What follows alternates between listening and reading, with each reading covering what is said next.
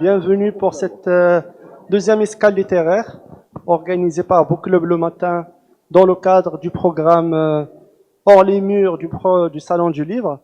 Alors aujourd'hui, nous avons le plaisir d'accueillir professeur Shafiq Shraibi et Madame Kalima Shaqi pour la présentation du livre 453, L'avortement, le combat d'une vie.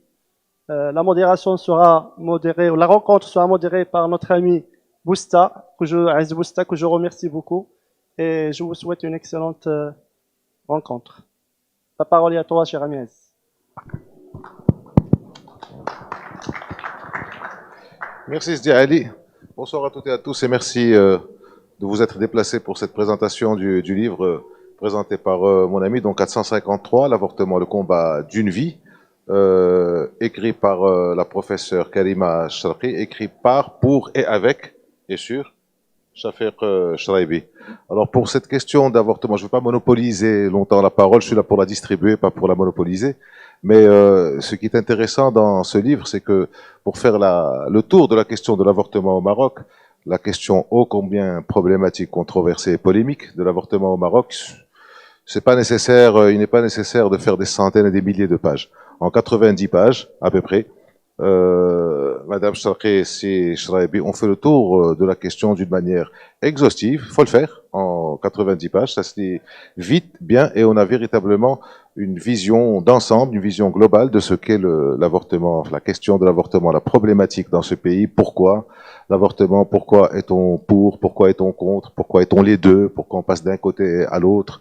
Avoir tracé donc toutes les facettes du débat sur l'avortement, aussi bien la sociale que la sociétale, que la médicale, l'aspect pénal, l'aspect politique, tous les aspects ont été passés en revue avec des faits, avec des chiffres, avec des références, avec un benchmark dans le international, ce qui se passe dans le monde.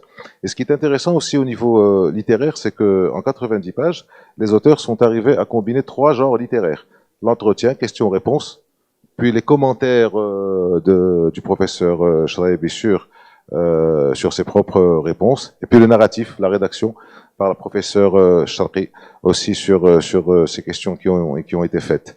Alors, être gynécologue, c'est une vocation. Petite digression personnelle, si vous me le permettez. Question personnelle, j'ai 3 enfants, j'ai assisté aux 3 accouchements. Alors, au-delà de l'émotion, de voir arriver à venir à la vie son propre enfant, il m'a été donné de voir les 3 équipes médicales, comment elles étaient concentrées, fermes, heureuses, et puis ce bonheur, ce soulagement à la naissance, au jaillissement du premier cri du nourrisson, à la vue de la première troubicha du nourrisson, je sais pas comment on dit troubicha en français, et je comprends pourquoi les gynécologues, je pense que tu vas le confirmer, si Shafiq, ont traversé leur vie professionnelle en sifflant. Alors, comment on va organiser ce débat? Vingtaine de minutes, discussion avec les auteurs.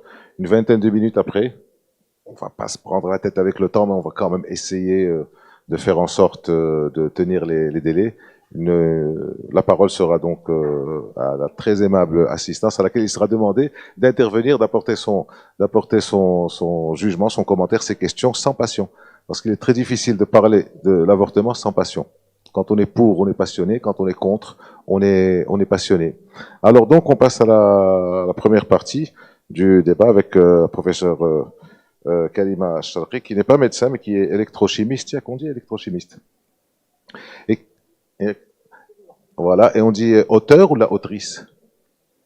Moi, j'aime pas l'écriture inclusive, donc on peut dire auteur ou auteur avec E à la limite. Donc auteur d'un livre elle-même qui a été publié donc en 2020 à l'édition 11 et qui s'appelle Les Inconsolés. Et ce que tu dis sur le livre, un devoir de mémoire en faveur de ces femmes ayant souffert sans jamais être reconnues comme victimes et qui, à ce titre, sont inconsolées. Donc, en la matière, tu en connais un rayon. Et donc, première question sur le livre qui est, j'ai omis de cette précision ô combien importante, préfacée par Leila Slimani, militante aussi du droit à l'avortement. Première question, pourquoi avoir accepté d'écrire ce livre? Question bateau, mais j'aimerais entendre la réponse de ta bouche. crois que mon micro il marche pas. Ok. Alors, j'ai accepté de faire ce livre pour deux raisons. D'abord parce que je suis une femme et que j'ai vécu une femme marocaine et que j'ai vécu moi-même des discriminations au sein de cette société et que même si j'ai pas vécu, j'ai assisté à des drames devant moi, donc je me devais de prendre la parole et de m'engager pour les droits des femmes.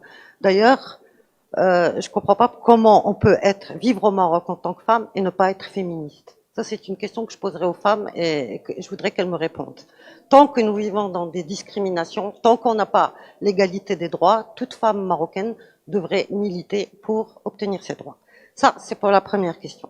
Première raison. La deuxième raison, c'est que j'ai réagi en tant que scientifique. Et en tant que scientifique, bien sûr, moi je suis pour tout progrès scientifique, surtout lorsque celui-ci est mis au profit des hommes et de la santé des hommes. Et je me dis que, à l'heure d'aujourd'hui, on a, même le Marocain, il est friand de toutes les technologies médicales, de toutes les analyses médicales, de toutes les avancées médicales, mais dès lors qu'il s'agit de l'avortement, là, on coince. Et je me demande pourquoi, quelle est cette raison, pourquoi la médecine ne met pas à profit ces avancées pour la prise en charge, une meilleure prise en charge de la santé des femmes.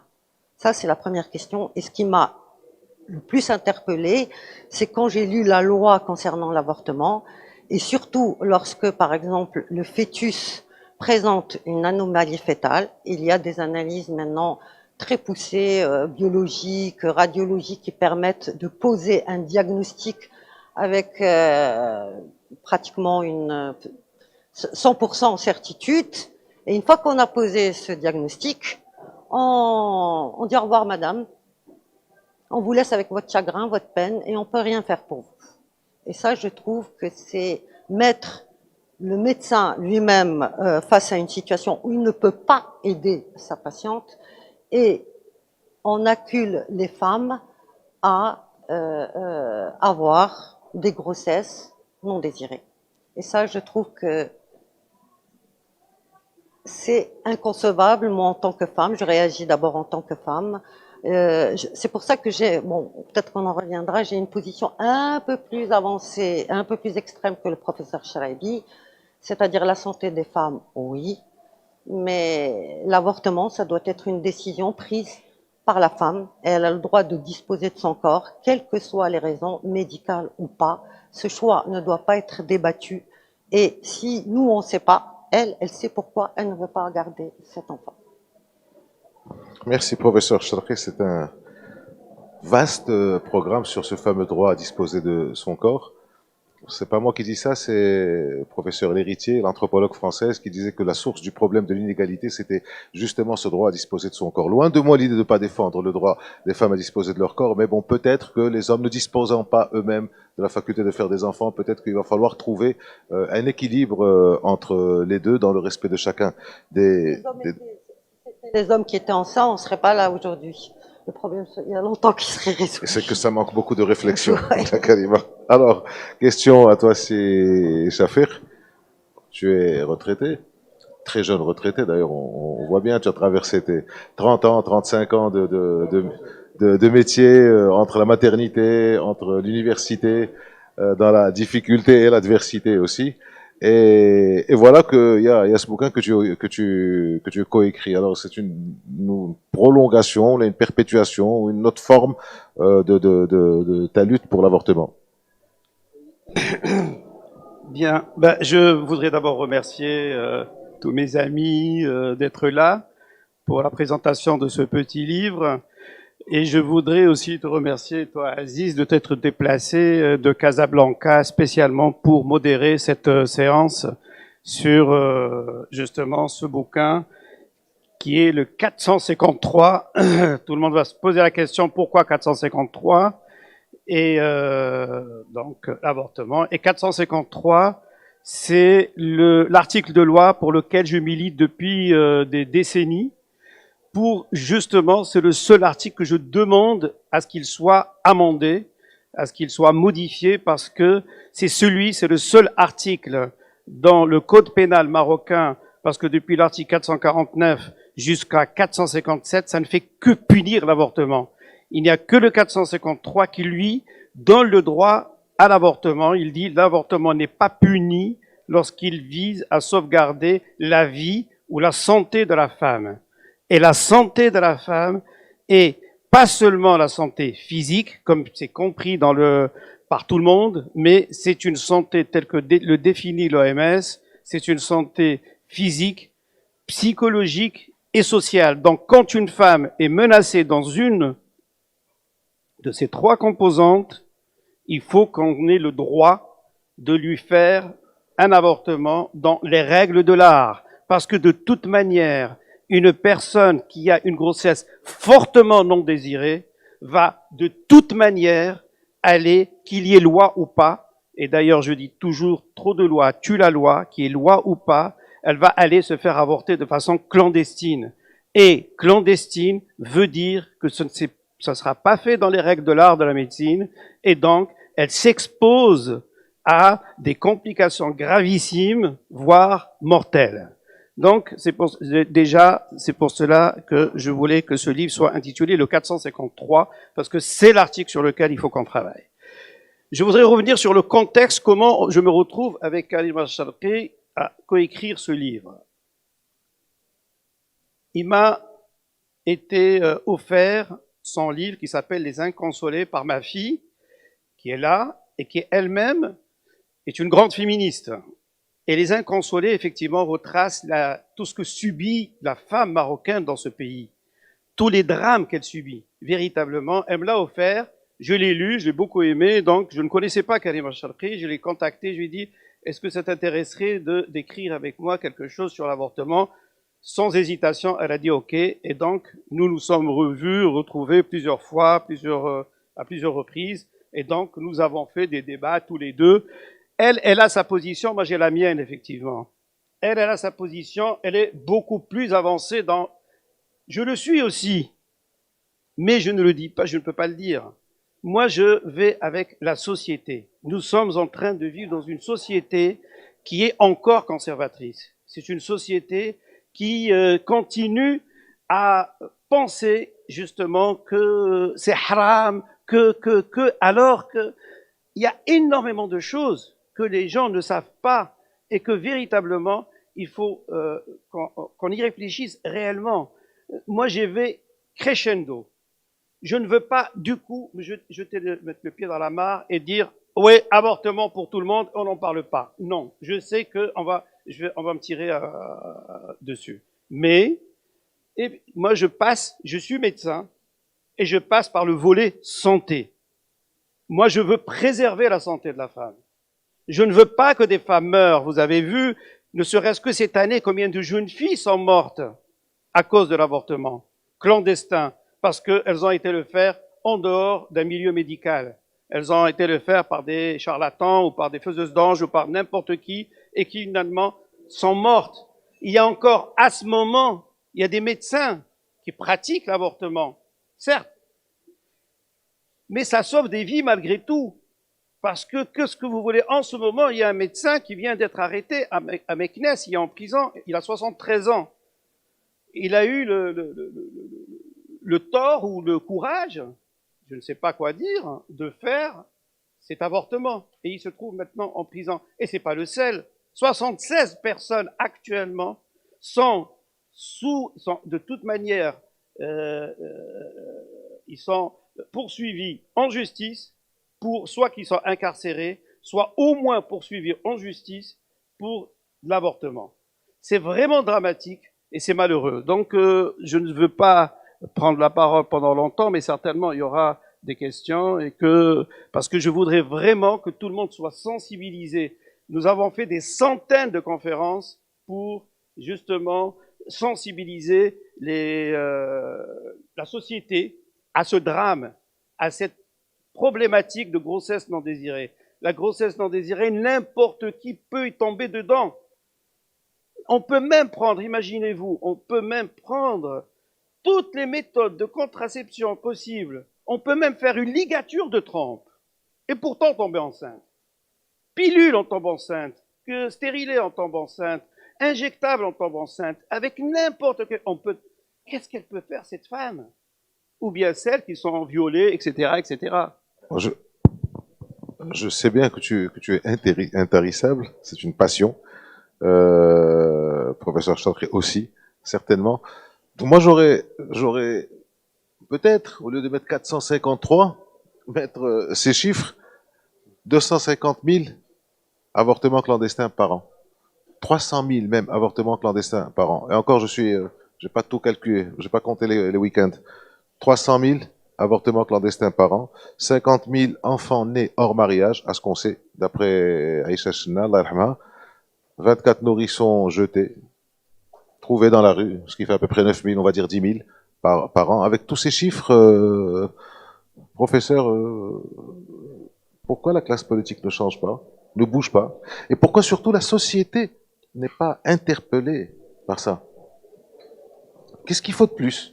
Des centaines. Si on met, excuse-moi, si on prend la base de 300 000 avortements clandestins par an, en supposant que la dame qui se fait avorter cette année ne va pas forcément le faire l'année prochaine, si on fait le cumul, on est sur des millions. Et ça fait bouger personne.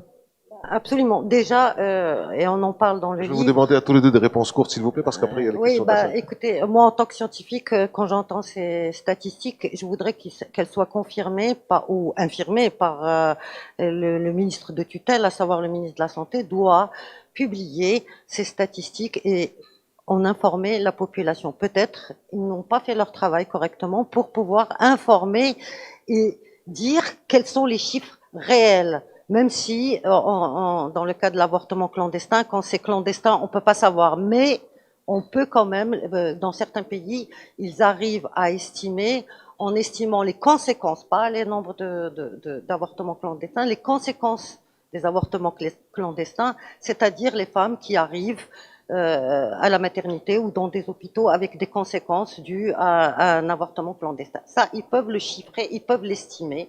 Et peut-être multiplier par 2 ou 3 le chiffre pour avoir... Mais déjà, le ministère de tutelle doit communiquer les statistiques et informer la population de l'ampleur du fléau. Tant que ce n'est pas fait, c'est-à-dire que nous, voilà, vous êtes au courant, on est dans un pays où tant que... Ça, oui, on est mais sur des ils le millions de font. personnes. C'est justement, justement, il faut des statistiques sérieuses et des gens qui communiquent sur ces statistiques afin d'avertir et d'alarmer la population. Ça ne les arrange absolument pas du tout parce que ça démontrerait justement l'ampleur du problème. Mais ils sont dans le déni total. On sait qu'il y a des avortements, mais alors de manière par centaines par jour. Donc, mais ils sont dans le déni. Malheureusement, on ne peut pas faire une étude, avoir des chiffres précis, c'est certain. Nous avons fait une étude, c'était en 2012 ou 2011, justement, qui est arrivé d'ailleurs, c'était le chiffre de l'année. Tous les journaux en parlaient, 600 à 800 avortements par jour au Maroc. Ça, c'était l'étude que l'AMLAC, l'Association marocaine de lutte contre l'avortement clandestin, avait annoncée. Nous avons fait une étude que nous avons extrapolée entre Rabat et Salé. Et à partir de là, nous avons trouvé qu'il y avait au moins une 50aine d'avortements par jour entre Rabat et Salé. Et à partir de là, nous avons extrapolé sur les autres villes du Maroc, ce qui nous a mis à peu près au moins à 600, 700, 800 avortements par jour. Il y a une solution qui n'a pas été retenue, qui a été retenue, enfin qui a été acceptée au Maroc pendant quelques années, c'est la pilule abortive. C'est bien la pilule du lendemain, c'est bien ça? Non, c'est pas ça. La pilule du lendemain et la pilule abortive, justement, tu as bien fait d'en parler. La pilule du lendemain, c'est complètement, et ça c'est très important de savoir que la pilule du lendemain, c'est quelque chose de non abortif. C'est une pilule que l'on prend suite à un rapport non protégé et qui peut alors éviter une grossesse. Elle va éviter parce qu'elle va arrêter instantanément l'ovulation. Si la femme n'a pas encore ovulé, elle ne va pas ovuler, donc elle ne risque pas de tomber enceinte. Ça, c'est très bien. Une personne qui a eu un rapport qui n'était pas programmé, ou bien une personne qui a eu un viol. Imaginez la petite fille de Midelt, qui, elle a été... non, même pas celle de Midelt, il y a celle dernièrement de Remisset, de Tiplet, dernièrement, qui a été violée, où les violeurs ont été condamnés à 2 ans, puis à 20 ans de prison. Mais elle a été violée. elle a subi le viol, elle a aussi subi une grossesse, et elle a subi un accouchement à l'âge de 13 ou 14 ans. Si on lui avait donné la pilule du lendemain, elle serait... Mais la pilule du lendemain, elle est vendue... la pilule du lendemain, déjà, je dis qu'elle est vendue en pharmacie librement, sans ordonnance. Déjà... La pilule abortive, elle est interdite au Maroc. On l'avait fait rentrer au Maroc, c'est pas pour dans un but abortif, mais dans un but parce que, et ça c'est très important, parce que c'est le cytotex, le misoprostol, qui est un médicament qui contracte l'utérus et qui permet alors, parce que nous avions un taux de mortalité maternelle qui était à 332 pour 100 000 naissances. Quand on a fait rentrer ce misoprostol, nous avons baissé la mortalité de 3/4. C'est-à-dire que maintenant, nous sommes à 50 décès maternels pour 100 000 naissances. Elle a été interdite grâce en au 2018. misoprostol. Non, en 2012, d'ailleurs, je le dis dans le livre, parce que je rends hommage à Madame Yasmine Abadou, qui était ministre dans le temps. C'était la ministre de la Santé dans le temps, elle avait fait rentrer le misoprostol, qui a fait réduire la mortalité maternelle. Mais ce misoprostol, il est aussi utilisé pour l'avortement, puisqu'il contracte l'utérus. Donc, il y a eu, bien sûr, des déviations. Et d'ailleurs, qu'est-ce qu'il a fait le ministère? Il a carrément arrêté les pharmacies, il l'a arrêté. Ils ont trouvé un autre médicament, qui est encore un médicament qui était utilisé. Alors, on y reviendra. Si tu permets, donc, dernière question avant d'ouvrir la discussion. Vous apportez tous les deux dans votre livre des chiffres, encore des chiffres, parce que c'est ce qu'il y a de plus parlant. C'est l'Institut Guttmacher, hein. C'est allemand, ça, je crois. Oui, voilà, mondial. Des chiffres qui sont absolument extraordinaires. Dans les pays qui autorisent l'interruption volontaire de grossesse, l'IVG, il y a 37 IVG sur 1000 personnes. Dans les pays qui l'interdisent, c'est 34 pour 1000. C'est à peu près pareil. Donc ça veut dire que c'est pas parce qu'il y a autorisation d'avortement que les avortements vont exploser. Mais pour autant, nous avons deux pays musulmans que sont la Tunisie, que sont la Turquie, où l'avortement est légal. Et pourtant, c'est sur papier, n'est-ce pas la kalima? C'est-à-dire...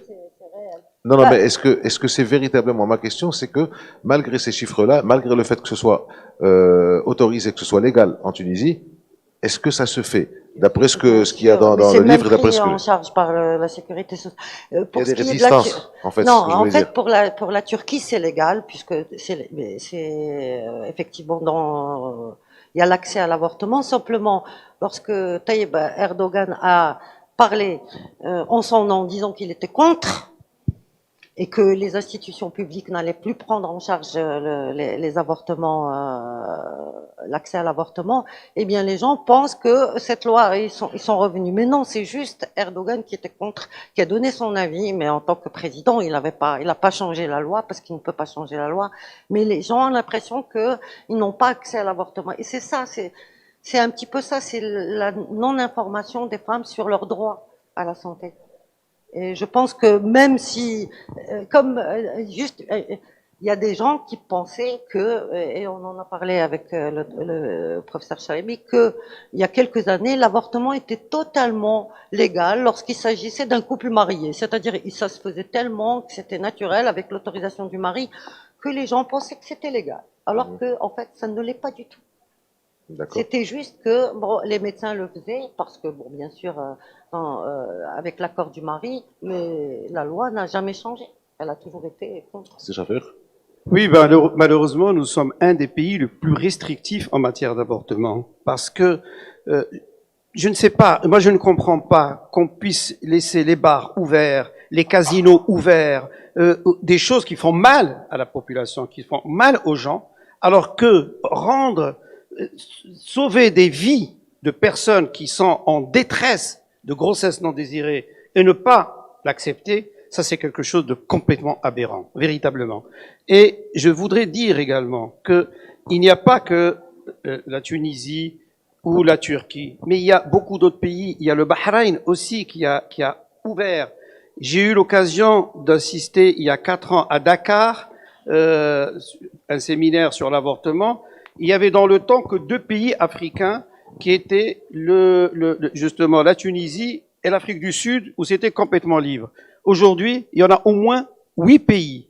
Il y a le Cap-Vert qui a complètement libéralisé. Il y a le Bénin qui a complètement libéralisé. Il y a le Botswana qui a complètement libéralisé. Il y a plusieurs pays. Ils ont travaillé en 4 ans et ils n'ont pas trouvé le choix. Il n'y a pas le choix. Il faut qu'on arrive. Nous, ça fait des décennies que nous sommes en train de... On s'est dit qu'il y avait un gouvernement qui était un gouvernement conservateur, etc., et qu'il ne voulait pas.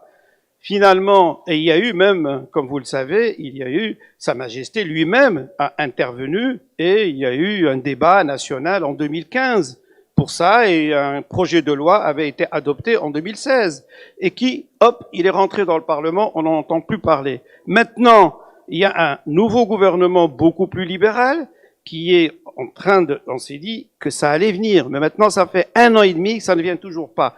Je voudrais parler de ce livre que j'ai coécrit avec mes amis Asma Mrabad, Driss Benhima, Yasmina Badou, Jalil Abbas Tarji, Khadija Al-Amrani, M. Mohamed Gaizi, Monique El-Griché et moi-même. Je vous invite vraiment à lire ce livre qui est Liberté fondamentale au Maroc, proposition de réforme.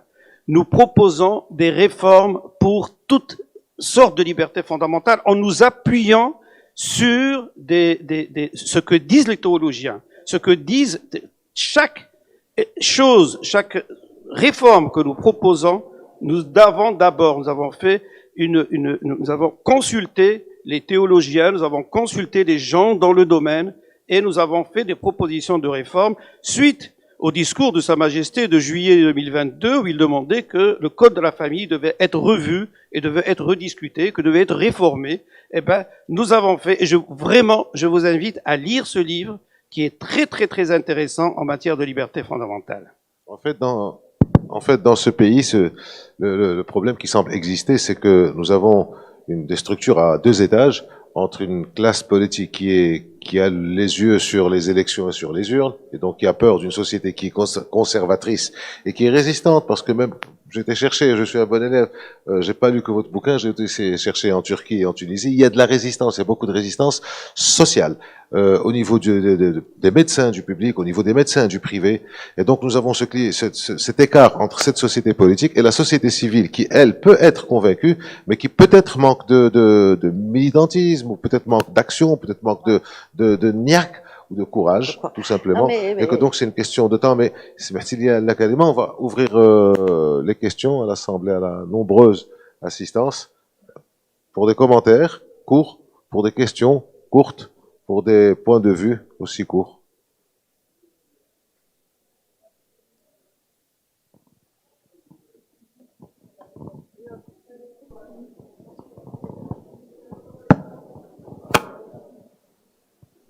Bonsoir. Il y a eu beaucoup de travail, mais je voudrais aujourd'hui savoir où vous en êtes. Est-ce que vous allez reprendre le dossier malgré tout ce que vous nous avez expliqué au Parlement, les différents gouvernements? Et aujourd'hui, est-ce qu'on n'avait pas besoin d'aide, c'est-à-dire des associations de femmes et même d'hommes, pour vous aider à redéposer le dossier et que nous soyons tous ensemble pour faire valoir cette affaire d'avortement qui est très importante pour la femme et même pour la société? Oui, si je peux répondre, vous avez absolument raison, bien entendu, que nous demandons, maintenant, il y a plusieurs associations féministes qui travaillent sur la question de l'avortement, sur d'autres questions, et notamment aux questions d'avortement. Et nous sommes dans une coalition qui est le Printemps de la Dignité, par exemple, qui comprend plusieurs associations féministes qui travaillent là-dessus. Mais en ce moment, plus que jamais, plusieurs personnes, d'abord, tous les partis politiques qui avant étaient très timides sur la question, maintenant ils sont tous disent ouvertement qu'ils sont en train de travailler sur la question, pas seulement de l'avortement, mais de toutes les libertés fondamentales. Donc c'est très bien. Je pense qu'on va prendre quelque chose très vite, que le gouvernement va prendre quelque chose très très bientôt. En tous les cas, je reste très optimiste. Voilà. Autre question?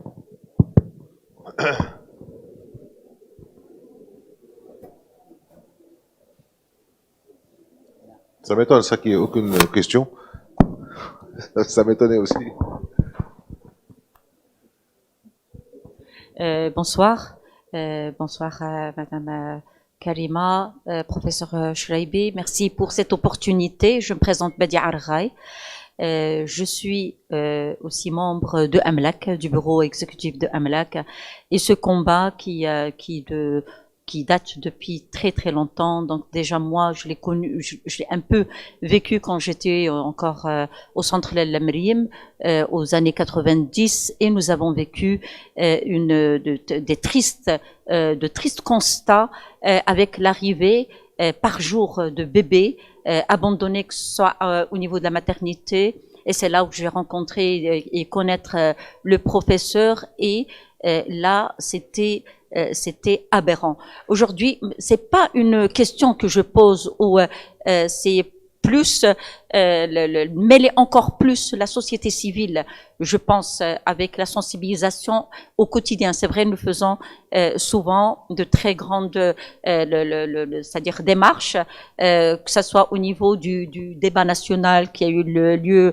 en 2015, ou avec tout sitting, tout moment là où c'était les crescendo qu'a connu l'association, mais nous devons continuer, je pense, et mêler encore plus la société civile, quitte à aller peut-être faire une pétition ou faire signer et regarder d'où vient le blocage, ou d'où vient c'est-à-dire cet arrêt, parce que on sent que tout le monde est avec nous, mais personne ne fait le pas. Nous avons des promesses, on n'a pas cessé d'avoir des promesses, et tout le monde est ouvert, c'est-à-dire surtout avec ce gouvernement libéral, comme dit le professeur, mais le concret ne vient pas. Alors je pense que encore on continuera ce débat, et nous sommes toujours avec Shafeq, avec les droits de la femme, le droit à la liberté individuelle, et surtout ce droit à la liberté du corps qui appartient à la femme. Merci. Merci. Un commentaire, Pas du tout, mais je voulais juste rappeler que, parce qu'on attend, et la société, on a dit, oh, il faut que les mentalités évoluent, il faut attendre encore un petit peu. Mais je suis désolée, je suis de ceux qui pensent que ce sont les lois qui changent les mentalités et non pas l'inverse. Et il ne faut pas attendre que 100%, vous n'aurez jamais l'unanimité pour une loi, ça n'existe pas, c'est une utopie. Et justement, les gens qui maintenant on a fait un nouveau modèle de développement économique, c'est très bien, j'applaudis et c'est extraordinaire, mais tant que pour les politiques, et ça je parle des politiques, tant que l'humain n'est pas au centre de leurs préoccupations, tant que la femme n'a pas obtenu ses droits et surtout l'accès à la santé, et tant qu'il tolère, parce qu'il tolère ses victimes, je pense que ce nouveau modèle de développement économique, il va atteindre ses limites. Il faut penser à l'humain, et à l'humain d'abord, parce que c'est lui qui fait avancer l'économie et non pas l'inverse. Pourquoi il y a blocage? Pourquoi il y a blocage? Moi, je pensais effectivement que c'était l'ancien gouvernement conservateur qui voulait pas faire passer. Eh ben, j'étais surpris d'apprendre que c'était pas vrai, parce que vous savez, comme j'ai dit, il y a eu intervention de Sa Majesté en 2015. En 2016, il y a eu un projet de loi qui a été adopté en Conseil de gouvernement qui autorisait l'avortement dans 4 situations qui sont le viol, l'inceste, les malformations fœtales et les femmes ayant un handicap mental. Et ce projet de loi est passé au Parlement pour qu'il soit discuté en commission et enfin qu'il puisse sortir en exécution. Et malheureusement, rien. On n'a eu rien du tout jusqu'à 2018 où j'interpelle monsieur le Premier ministre qui était Saadin Othmani, où il me répond par courrier disant non, non, le projet est en cours, il est en cours de discussion. 2019, rien, nous avons fait, Madame Rara était avec nous et d'autres personnes étaient avec nous, un sit-in en face du Parlement pour encore manifester pourquoi le projet n'est toujours pas sorti. Et puis tout de suite après, alors en décembre 2019, on nous dit ça y est, ça a été discuté, c'est bon, c'est terminé. Puis il y a eu le Covid qui est arrivé en janvier 2020, au début de janvier 2020, et puis plus rien. Et finalement, moi j'ai compris parce que il y a eu au décès de cette petite fille de Middelt, j'ai été interrogé par France 24 aux informations. Ils ont dit pourquoi le projet tarde à venir. Moi, je pensais que c'était à cause du parti conservateur qui était le PJD.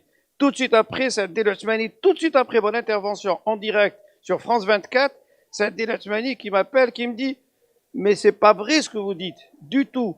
Comment pouvez-vous penser que le projet était porté, moi j'étais chef de gouvernement, et le projet était porté par notre ministre de la Justice, qui était Ramid de notre parti, et c'est nous qui portions le projet. Et ce n'est pas à cause de ça que ça a été bloqué. Ça a été bloqué parce que malheureusement, le projet a été introduit dans tout l'amendement du code pénal marocain. Plusieurs articles du code pénal marocain, pas seulement l'avortement.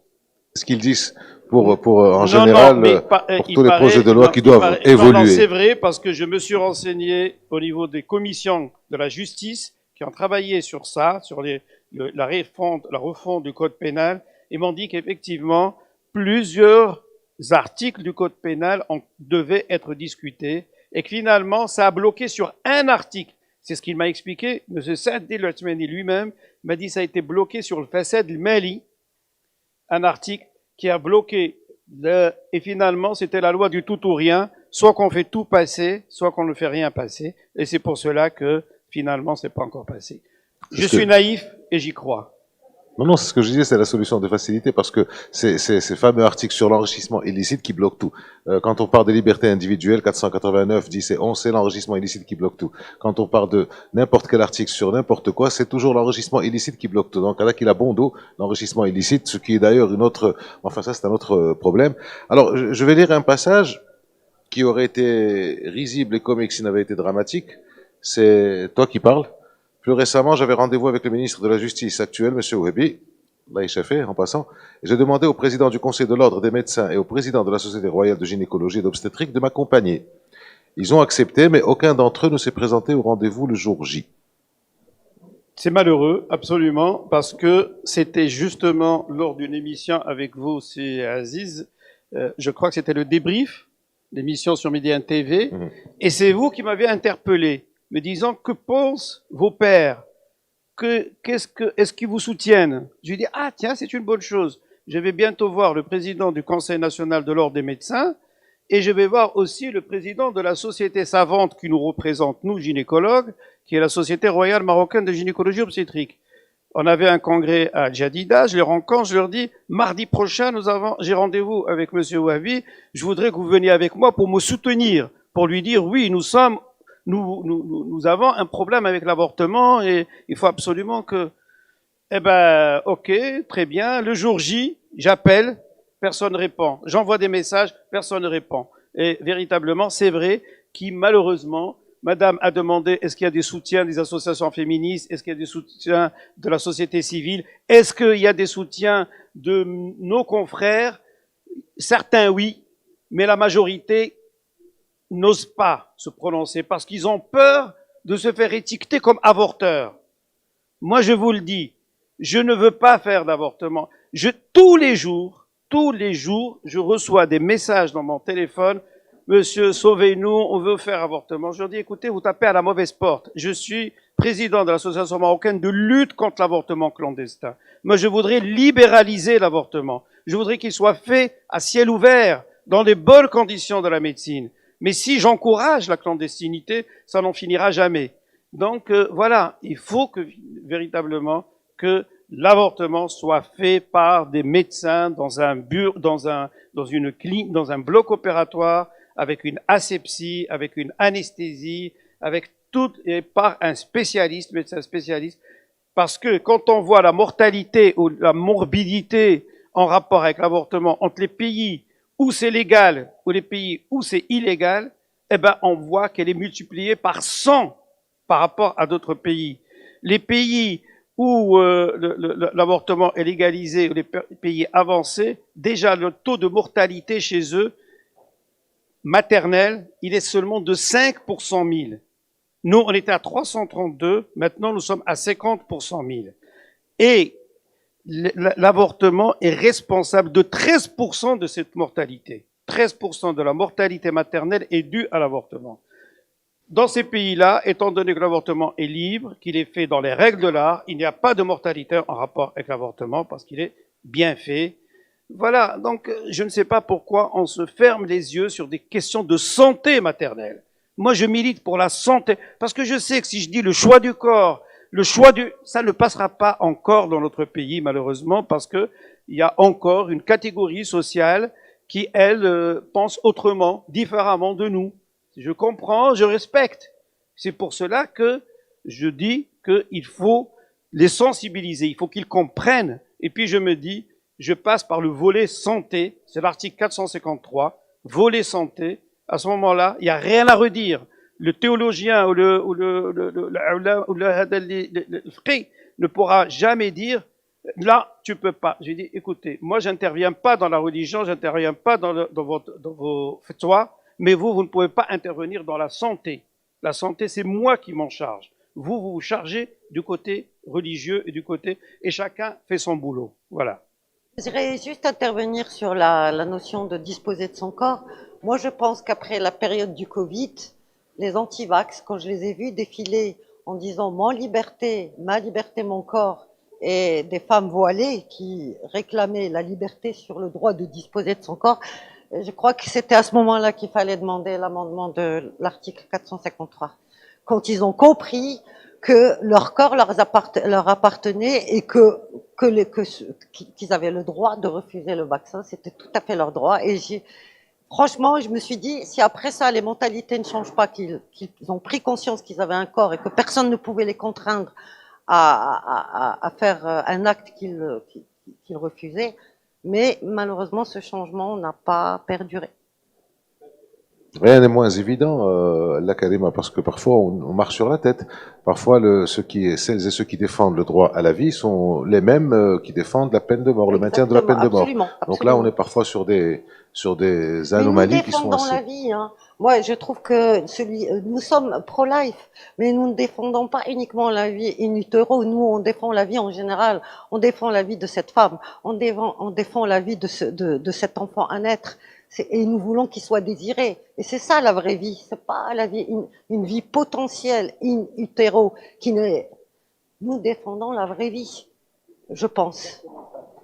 Exactement ça, bravo. On ouvre encore la parole à la salle, à l'assistance, parce que c'est une grande salle. Personne n'a un point de vue particulier à formuler, une question, peut-être quand je dis que le débat est passé, enfin il a tout balayé, le social, le sociétal, le médical, le religieux.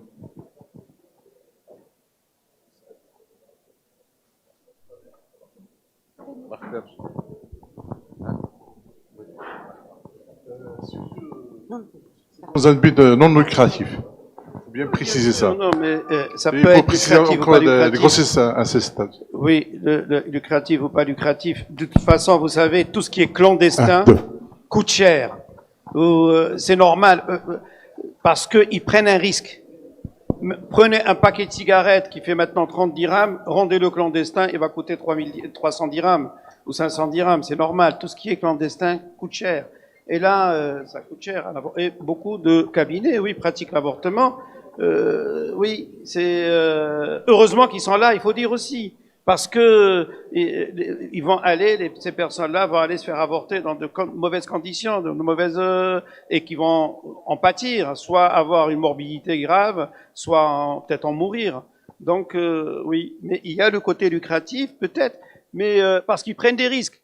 Mais si véritablement ils pouvaient le faire dans un... Moi, ce que je dis, je veux qu'on le fasse dans un hôpital ou dans une clinique, mais ça serait un simple, dans notre jargon médical, un simple K30. Un K30 coûterait 1000 dirhams maximum, alors que maintenant l'avortement va à 5, 6 000, 10 000 dirhams pour qu'une femme puisse être sauvée et puisse se débarrasser de cette maudite grossesse.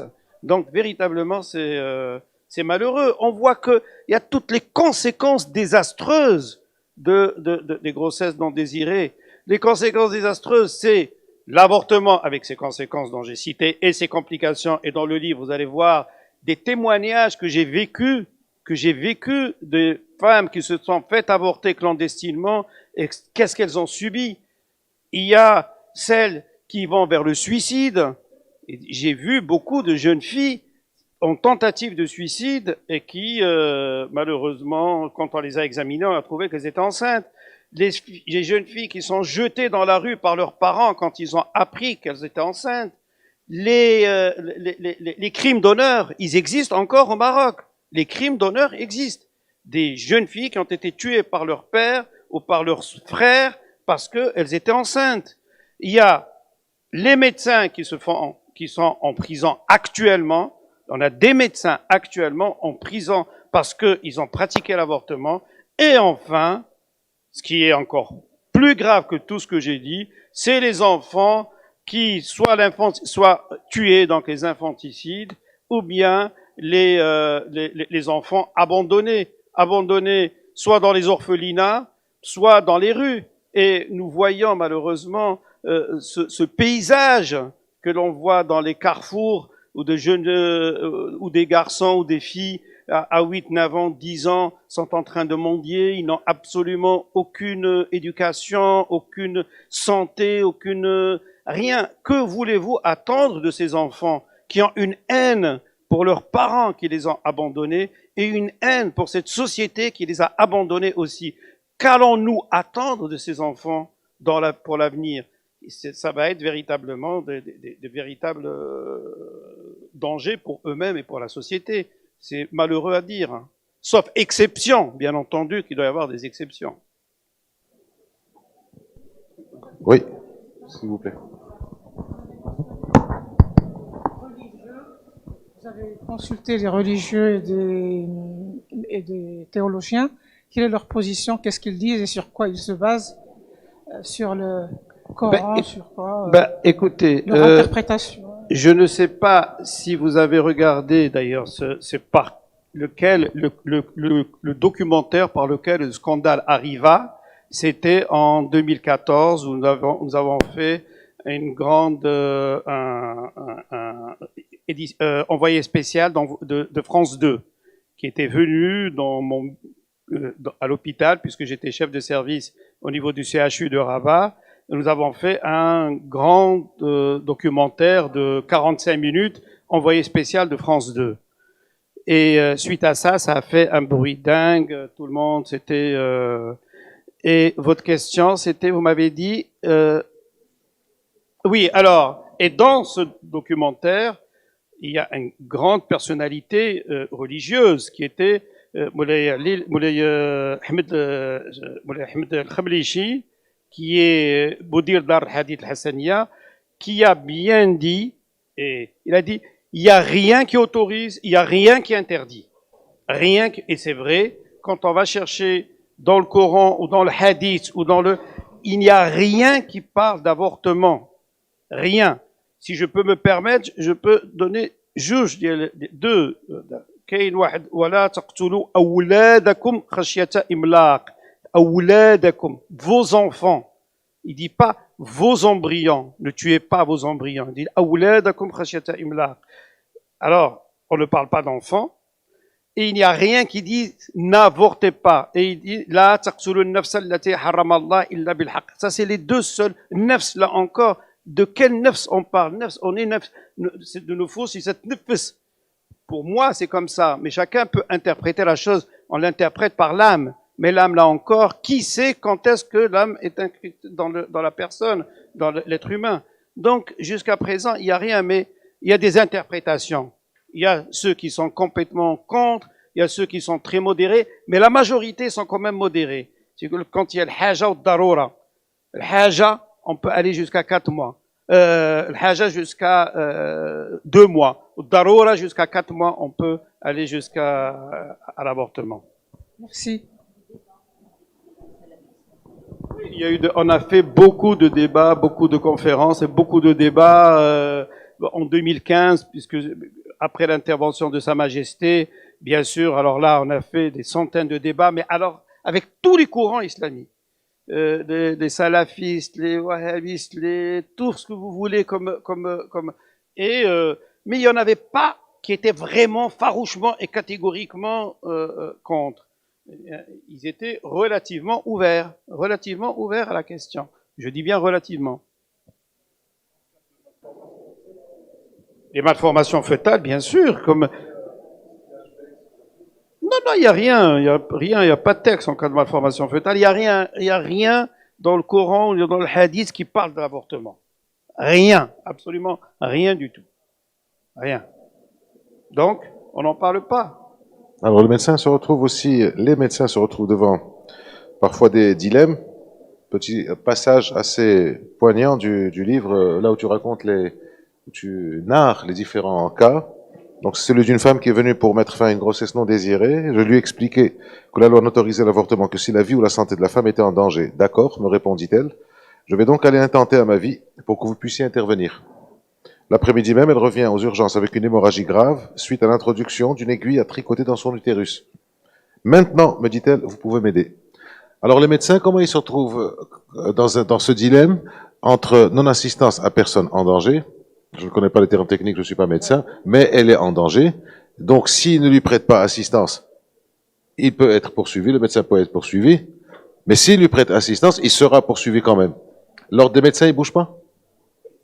C'est absolument absurde, oui, tout à fait, parce que c'est vrai, il y a des femmes qui arrivent carrément en hémorragie, effectivement, parce qu'elles font soit une fausse couche spontanée, soit qu'elles ont été effectivement tentées de se faire avorter. Elles arrivent en hémorragie, donc le médecin doit les assister, doit terminer l'acte, mais il peut aller en prison, oui, mais non, tu as fait.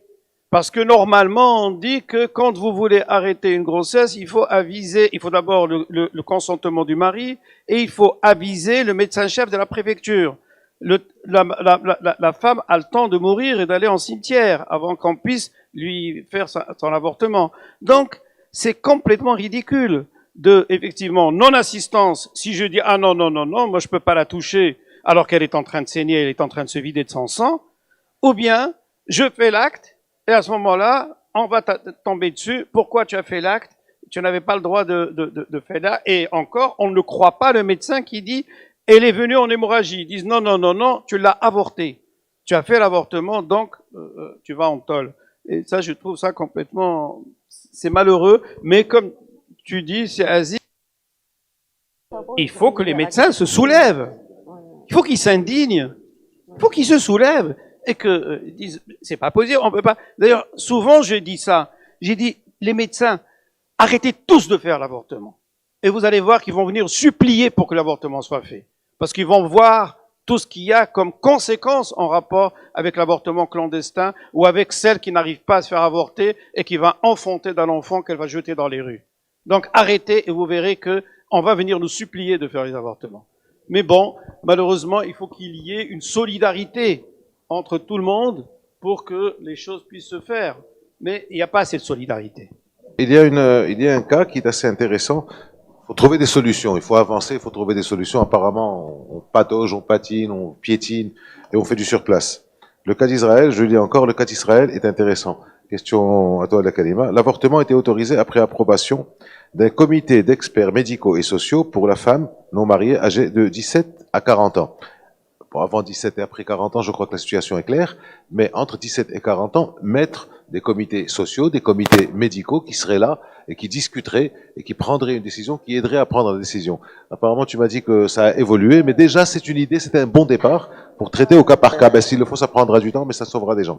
Non, mais je suis bien d'accord, mais même professeur Chalabi a proposé qu'il y ait des études au cas par cas des comités. Mais encore une fois, ces comités ont été annulés en Israël et l'avortement a été totalement libéralisé. Pourquoi? Parce que les femmes, lorsque elles passent devant ces comités d'éthique, elles ont fait part de leur humiliation. Pourquoi moi, en tant que femme, je dois m'expliquer sur le choix que je dois faire et en fait que ma décision, la décision soit prise soit un médecin, soit par un médecin, soit par un juge, soit par un comité élu sur c'est totalement aberrant et en plus très, très humiliant pour la femme. Vous vous rendez compte, vous êtes une personne, une citoyenne à part entière, vous êtes, je sais pas, vous pouvez être professeur, je vais prendre mon exemple, vous êtes professeur et vous tombez enceinte accidentellement ou et il y a quelqu'un qui doit prendre la décision pour vous, c'est-à-dire qu'on vous refuse l'intégrité, pardon, on vous refuse l'intégrité intellectuelle pour prendre la décision sur votre corps. Ça a été enlevé récemment parce que les femmes se sont rebellées, elles ont refusé, elles ont dit non, stop. Bah, s'il faut passer déjà par ce stade pour essayer pour en arriver après à oui, l'abolition mais de vous ça, savez- ça reste déjà une évolution. Parce que Vous savez, Madame Walou. si vous, avez, vous savez, si la loi change, comme on l'espère tous, avec un amendement, etc., c'est-à-dire que dans 10 ans, on va devoir encore réfléchir sur la manière, parce que la façon dont a été rédiger la nouvelle mouture de la loi, c'est-à-dire que il faut soit l'autorisation du mari, ça on s'en sépare jamais, soit l'autorisation d'un juge, soit l'autorisation d'un médecin pour pouvoir avoir accès à l'avortement. Et la femme dans tout cela, c'est elle qui subit la grossesse, c'est elle qui accouche et c'est elle qui éduque. Et elle, son avis, on n'en tient pas compte. C'est pour ça que je dis cette loi-là qui va sortir, peut-être, j'ai envie de partager l'optimisme du professeur Chalabi, elle sera impraticable sur le terrain, parce que le temps que le juge dit effectivement c'est un viol et qui donne l'autorisation d'avorter, le temps judiciaire n'est pas le temps de la grossesse. L'enfant, il aura 4 ans. Donc, à quoi bon? Et l'inceste. Alors, pire, l'inceste. L'inceste, la personne n'a pas envie de porter plainte contre son frère, son cousin ou un membre de sa famille, ce que je peux totalement comprendre. D'accord? Mais c'est doublement la pénaliser que de l'obliger à porter le fruit de cet inceste. Alors que si l'accès était libre, elle fait l'avortement et puis elle n'est pas obligée de porter plainte contre la personne parce que c'est son père, parce qu'il y a de l'amour, parce que voilà. Exactement. Donc ce sont des lois qui vont exister et qui seront tellement compliquées que impraticables sur le terrain que franchement, moi je préfère une loi où c'est la femme qui décide parce que c'est elle qui a le dernier mot. Alors, dernière question, c'est Ali. Alors, je voulais juste revenir justement sur, il y a un combat au niveau associatif, et on l'a bien compris, sans portage politique, sans engagement de la part de nos politiques pour que le débat soit au niveau du Parlement, pour que les choses avancent bien, on ne pourra pas aller très très loin. Moi je me dis, on est quelque part dans un momentum où il y a une majorité très très serrée, il y a des partis qui ont une orientation libérale. Pour vous, qu'est-ce qui empêche pour que les choses avancent très vite? Parce que je ne sais pas, est-ce que cette fenêtre s'ouvrira par la suite ou pas, ou sinon on va se retrouver, comme vous avez dit, à attendre 20 ans, 30 ans pour qu'on puisse vraiment accélérer les choses. Parce qu'à un moment donné, le temps, il est important et... Ali, tu as dit une majorité très serrée. Au contraire, elle est très large. Ah, large, c'est ce que tu voulais dire. Voilà, c'est plutôt une majorité ils ont large. Les 2 tiers du Parlement, ils caracolent, ils font ce qu'ils veulent. C'est clair. Ouais. Mais juste pour répondre à votre question, si vous voyez l'histoire du féminisme dans tous les pays du monde, ce ne sont jamais les partis politiques qui ont ramené les droits des femmes. Ce sont les mouvements associatifs qui ont fait pression sur les partis politiques pour... Et tant qu'on ne fera pas pression, et quand je dis milieu associatif, effectivement, c'est bien d'être dans une association, mais aussi c'est bien de militer même en dehors des associations. Et lorsqu'il y a une manifestation qui est prévue, il ne s'agit pas de mettre un like sur Facebook en disant « ouais, super, on va... » C'est « j'aime, voilà, j'aime ». Il faut aimer sur le terrain, il faut venir. Quand vous dites que vous êtes engagé, il faut venir sur le terrain. Il faut battre le pavé. On ne va pas nous donner nos droits facilement. Vous ne croyez pas qu'on va vous les donner, le droit, ça se prend. La liberté, ça se prend. Et on va pas vous après des millénaires de patriarcat, on va pas s'attendre qu'à ce qu'on vous offre sur le plateau, mesdames, venez, où effectivement, on s'excuse pour ces années de patriarcat, mais on va vous les donner. Non. Liberté s'arrache. S'arrache, exactement. Véritablement. Et donc, oui, il faut l'arracher. Mais on est quand même optimiste, je dis encore optimiste, avec le nouveau gouvernement qui a une large majorité, qui est constitué du PAM Erini, qui m'a toujours promis qu'ils allaient faire. Je sais qu'ils sont en train de travailler là-dessus en ce moment. Je sais que beaucoup de partis travaillent là-dessus. Même le Circlel travaille là-dessus. Donc, il y a quelque chose qui va arriver bientôt. Voilà, ça, je suis absolument persuadé. C'est peut-être mon côté optimiste, mais vraiment, il y a quelque chose qui va arriver bientôt. Alors, merci, si Chafer. Merci, la Kalima. Merci à vous aussi d'avoir été là. Je vous conseille donc encore une fois de lire ce bouquin parce que pour celles et ceux qui savent, eh ben, ils savent, ils vont préciser. Pour celles et ceux qui savent pas, ils pourront faire le tour de la question véritablement en peu de temps, mais d'une manière véritablement exhaustive. J'ai été véritablement surpris par ça. Merci encore. Merci à vous deux. Merci à toutes. Merci à tous. Merci.